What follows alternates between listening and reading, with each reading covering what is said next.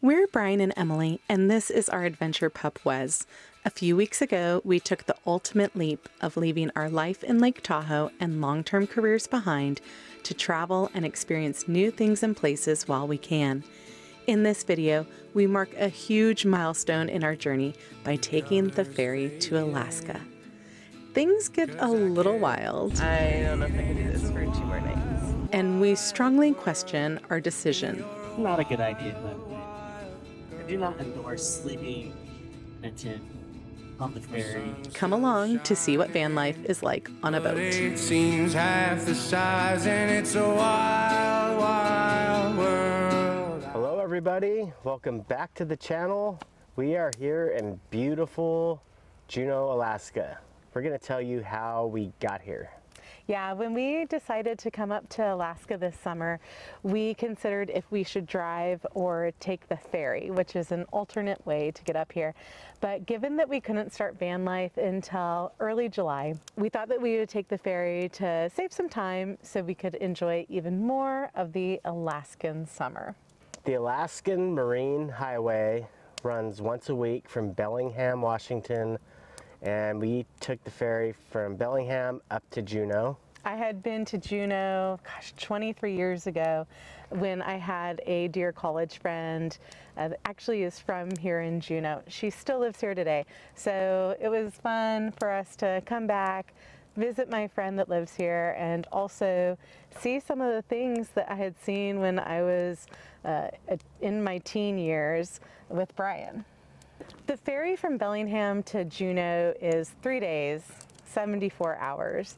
And on the ferry, you can either choose to book a stateroom, sleep in a lounge chair on the deck or in their solarium, or pitch a tent on the deck.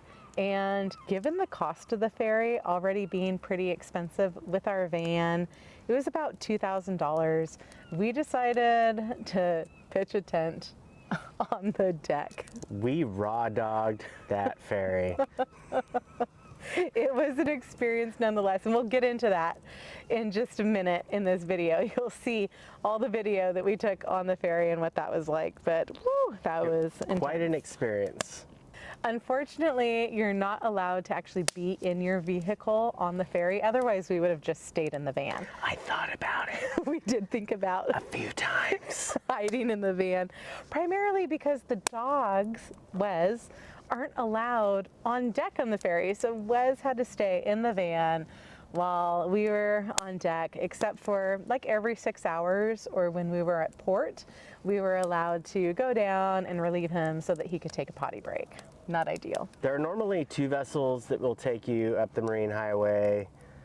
One is the Kennicott, one is the Columbia. The Columbia is the main one, which we thought we would be on. And come to find out, when we got to port, the Columbia was under repair. So we ended up on the Kennicott, which was okay. You could tell they were in a bit of disarray. It's not the premier vessel in the fleet that you might have seen on other YouTube videos or other places, but it was still a fun experience. I would still do it again, but I would also consider some factors before doing it again, Which we'll get into later in this video. How you doing? Yes. Before my time runs out, what if I run away tomorrow? Oh, boat. We're doing it! We are on the ferry, just boarded. Gonna close things up in the van here, make sure that Wes has a really relaxing place to hang out for a couple of days, and then we're gonna go find a spot to Pitch a tent. So as soon as you board the ferry, make sure if you're gonna pitch a tent or even get one of the lounge chairs that you try and get up there from the car deck as soon as you can, because prime real estate fills up really, really quickly. If you're gonna pitch a tent, bring a whole roll of Gorilla Tape. The stakes for this tent on this trip will actually be Gorilla Tape, duct tape. You might need it, you might not. I would also make sure you have some tent stakes. This will save wear and tear on your tent as you're taping things down. We only had a couple of tent stakes, and we ended up using the duct tape on the Gorilla Tape on like the actual loops of the tent. It will leave a residue on your tent that will never come off, and unfortunately our tent had seen better days after this trip. Try not to put tape directly on any part of your actual tent. Yeah, when we left Bellingham, it was beautiful, but I don't think we quite knew what we were getting into. We thought we had that tent pretty well taped down until that evening.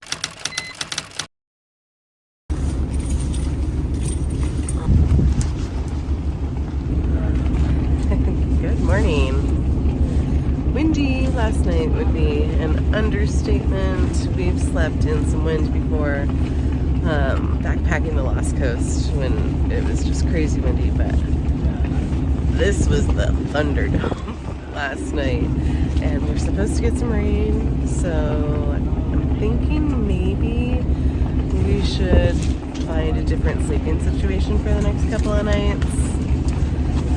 It's just hard. It's really full boat, so I'm not sure what we're gonna get, but I don't know if I can do this for 2 more nights.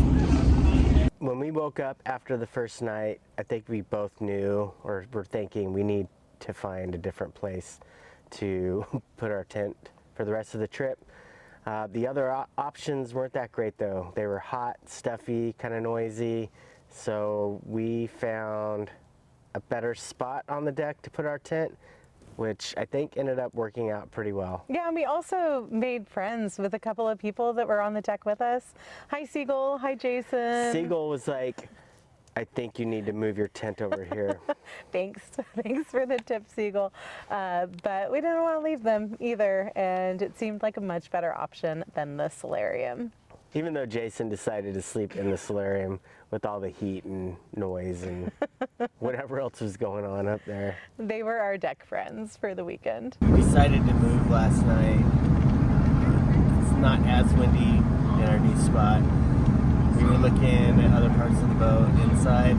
It's tent city and there's like a lot of screaming and poopy smells. So we're gonna just brave it on the deck again. We'll get through this. We have a good view. It was still a bit breezy, but at least we didn't feel like the tent was gonna cave in on us. No, it was much better. I think the next couple nights actually were pretty pleasant. We both slept pretty good. And I think getting out of that wind tunnel helped a lot. We were in a wind tunnel the first night. Moving to a different location helped, and it really wasn't that bad. So I think we found a better tent site up close to the ship. I hope we did. I hope we get some sleep tonight. I'm so tired. Night number 2. Brutal. And hopefully it doesn't rain on us. Don't do this. Maybe do it. I mean, It's all for the experience. we'll give you our actual suggestion after we're done, but last night I had a lot of really bad thoughts about if we should even suggest this as something to A do. lot of doubt. Yeah. And I don't complain.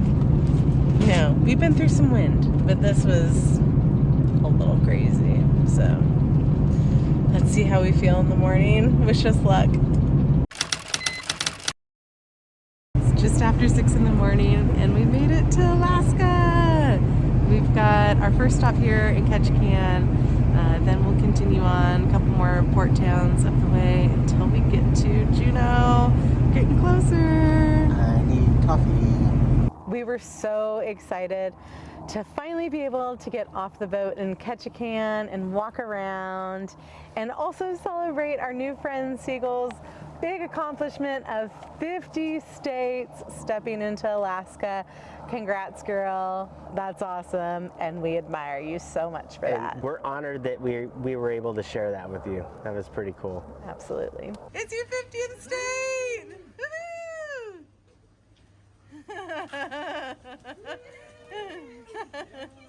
Awesome. How does it feel? Amazing. Yeah, really good. 50 states. Pretty incredible. We hope to be you someday. Yeah. So one place we had to go and catch can was Jellyfish Donut, another famous donut spot, and we were not disappointed. You walk in there and it's pretty over the top. They have all the flavors, including a world famous salmon donut that our friend Jason was adventurous enough to try. Jason, let's see what you got. Yeah, got the salmon donut. Leave it up to me to go to a famous donut shop and get dumplings. Got Russian pelmenis. It's a sausage dumpling. They also come with potato. It comes with sriracha, curry, sour cream. Pretty interesting. Leave it up to me to be the person that goes to like a famous donut shop and gets dumplings.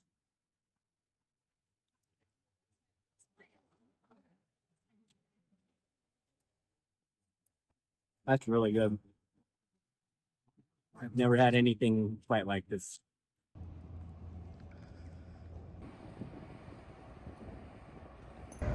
We've been off the boat since 6 this morning. It's been such a nice break. Stretch our legs. Wes gets to stretch his legs. I don't think he's liked this trip very much. But we're almost there. Got 1.5 more days total left. And freedom.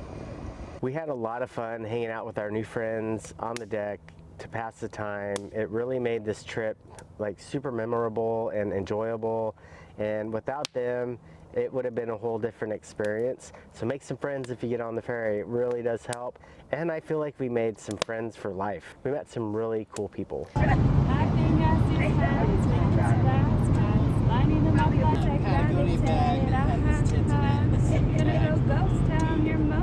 Trying the famous salmon donut.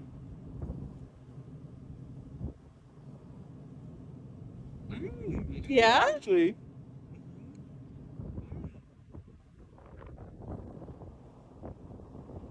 Yeah, it's just like it's just like bread and salmon. It's really good. Okay. It's just like a bagel, like a Lux bagel, I feel like. This is a donut form. I don't know about that. It's give it a try. Give it a try. Emily? No, I'm kidding. The other person that I want to give a huge shout out to is Cindy. Cindy, our bartender. She was just like the brightest light on this long haul and had such a genuine, lovable personality. If you're ever lucky enough to have Cindy as your bartender on one of these ferries, please make sure to tell her hi for us. She was just the highlight of this whole experience. And unfortunately, they cannot accept tips on that ferry. Yeah. And she deserves all the tips, but she will gladly decline them. But she still does such an amazing job. So we can't wait to see you again, Cindy. You're an awesome person. Yes. My name is Cindy. I've been on the ship for 2.5 years. I work 2 weeks on, 2 weeks off. The most I love about Alaska probably is all the amazing mountains and atmosphere, but mainly the people. I love everything about Alaska. One of the other very cool things we got to experience was going through the Narrows, which the cruise ships cannot go through. They're too big. And you literally have 6 feet on each side. And unfortunately, we were kind of caught in the moment and didn't get any footage of it, but it alone is worth the whole trip. It's so amazing, and you get to see things that most people on this planet will never get to see. So do it. It's really hard to capture exactly what this experience was like, but I did manage to get just a quick boat tour to kind of give you a feel for it. So we are on the MV Kennicott, which is one of several vessels in the Alaska Marine Highway Ferry Systems fleet. This is one of their bigger vessels. I'm going to give you a quick tour around. We've been here for a couple of days, starting with the sun deck where we've been hanging out. There's Seagull, Jason, napping, Brian, napping. and some other people. So you can either choose to pitch a tent like we have, or you can sleep in lounge chairs or rent a cabin. They do have some cabins if they have availability. The cabins would have been like an extra $500, and the ferry trip itself was already about $2,000 with our van. So we chose to camp on the deck, which after the first night being horrible, ended up being a really fun experience. But I'm gonna show you, you can camp on the deck like we just saw, and then another place upstairs called the Solarium, which we're gonna go to now.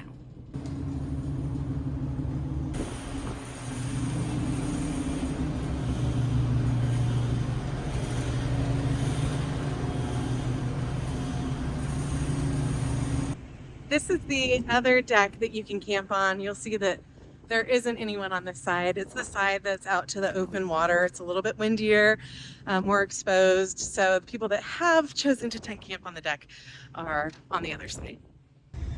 And these are the cabins you can rent. Definitely not luxury accommodations like a cruise. And then this is the other solarium. There's 2 solariums on this boat.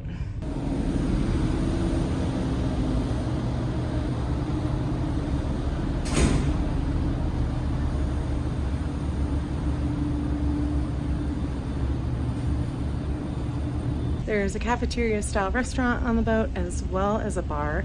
Food's been pretty good, but the bar's been better.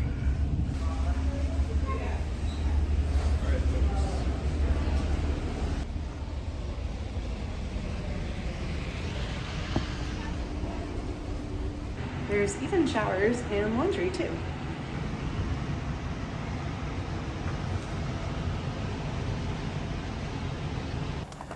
I'm like a wizard. In the end, it was really the people that we met on the ferry and the sights that we saw that made this experience so memorable. And although there were some sleepless nights and some salty crew members in the cafeteria, There were highs and lows of this trip for sure. I would do it again. If you had like a stateroom, or if you've done it before and you knew what to expect, I'm sure you can make it even better. For first timers, it was an adventure for sure. There were no frills. There are some nice showers. The bathrooms are nice. If you're gonna do the tent thing or even find your own chair to lounge out on, it's kind of the Wild West, but it was so fun. I wouldn't do it again, I think like we said, with the dog or pets, but if it was just us, totally do it again. 10 out of 10? 10 out of 10. You do it for the experience. So the tent, the long nights, the windy nights were totally worth it. And I think it really made the beginning of this trip up to Alaska, like, it really got us into it, really immersed us into what's coming, and we don't know what's coming. Nope, we don't, and we hope that you'll stick along for the adventure as we continue to explore more of this beautiful state. We're going to take you along for our time in Juneau here, and until next time, we'll see you guys on the next adventure out there. Bye!